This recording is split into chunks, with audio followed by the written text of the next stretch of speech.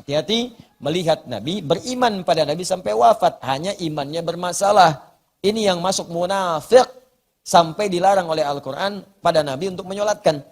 Ya, la takum, jangan kamu solat untuk mereka. Wala tusalli, la takum fihi abadan. Wala tusalli, ingat, jangan kamu berdiri di masjid yang dia buat, jangan solatkan dia.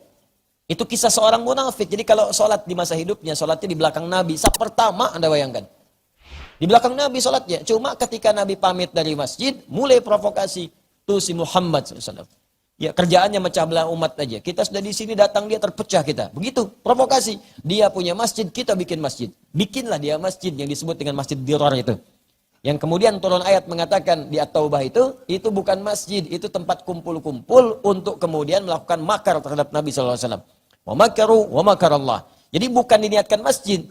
Diperintahkan dihancurkan. Ingat, bukan menghancurkan masjid, tapi menghancurkan tempat yang dibuat untuk makar. Memang bukan masjid. Karena nanti ada larangan dalam Islam menghancurkan tempat ibadah. Sekalipun itu tempat ibadah untuk non-muslim. Gak boleh. Ini orang di depan Nabi SAW, sikapnya baik, lembut, kata-katanya halus, begitu menarik, retorikanya cantik, luar biasa. Nabi pergi pemecah belah. Perang Uhud orang dah pada berangkat. Alhamdulillah. Orang dah pada berangkat, siap-siap di bukit. Dia langsung nyampaikan provokasi. Jumlah musuh lebih banyak. Mati nanti kita. Ayo balik lagi. Sepertiga barisan meninggalkan Nabi. Desersi Anda bayangkan. Gara-gara orang ini. Ya. Sampai ada sebagian mengatakan, ayo minta bantuan ke Romawi. Satu lagi mengatakan, minta bantuan ke Yahudi. Maka ketika orang terpecah belah, turunlah kemudian Quran surah Al-Maidah ayat 51 itu. Ya, turun. Dan seterusnya. Ya ayyuhalladzina amanu la tattakhidul yahuda wan nasara awliya. Hai orang-orang beriman, jangan ikut-ikut dengan mereka. Yang keluar dari barisan Nabi minta perlindungan kepada Nasrani dan Yahudi. Kasusnya itu. Bukan kasus konteks dalam berhubungan kehidupan, bukan. Ya, ngambil pada saat itu, turunlah kemudian ayat itu. Nanti kalau sudah masuk Al-Maidah, insya Allah kemudian kita akan bahas itu. Kapan? Belum tahu, mungkin 20 tahun ke depan. Satu huruf aja saya bahas, Al-Fatihah belum, gitu kan? Al-Maidah masih surat kelima. Jadi begitulah orang ini. Sampai orang ini sakit pun, Nabi masih perhatian supaya tidak ada fitnah. Tapi jangan lupa, orang ini luar biasa bermasalah, tapi anaknya baiknya luar biasa. Sopan, adab, sayang pada Nabi. Namanya Abdullah nama anaknya. Bapaknya Abdullah, anaknya pun namanya Abdullah. Anaknya ini teman-teman sekalian rajin. Ini kadang begitu. Bapaknya durhaka, anaknya luar biasa taat.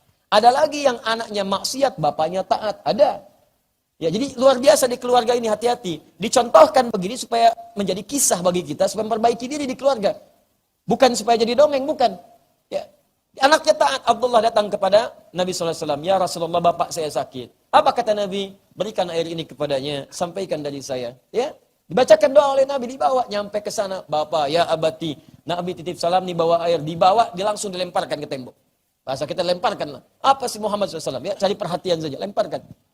Ditengok oleh Nabi, datanglah bersama Umar, datang bersama Abu Bakar dalam sekarat dia. Dalam sekarat itu pun ketika Nabi tiba masih kolokan juga. Ya Rasulullah, izinkan saya mengenakan jubah terluar Anda. Saya ingin wafat mengenakan jubah Nabi. Ya. Saya ingin wafat mengenakan jubah engkau. Jadi ingin menampakkan kepada orang saya punya pengaruh nih. Wafat aja dikasih jubah sama Nabi. Umar gergetan. Nabi izinkan saya penggal kepalanya nih. Pisahkan kepala dari badannya. Kata Nabi, jangan Umar. Cuman jubah nggak apa-apa. Pakaikan kemudian wafat menggunakan jubah Nabi tapi tidak menghilangkan kemunafikannya. Itulah Abdullah bin Ubay bin Salul. Hidupnya begitu menyusahkan, wafatnya sangat kolokan. Gitu. Nah, itu contoh orang munafik di zaman Nabi. Jadi kalau sekarang ada orang munafik lagi, dia telat. Ya, depan-depan baik-baik, di belakang kemudian jadi buruk. Depan-depan kemudian baik, di belakang merusak. Telat, apalagi yang merusak terang-terangan. Banyak. Abu Jahal, Abu Lahab. Sekarang mau muncul Abu Duda, Abu yang lain. Telat. Jelas ya?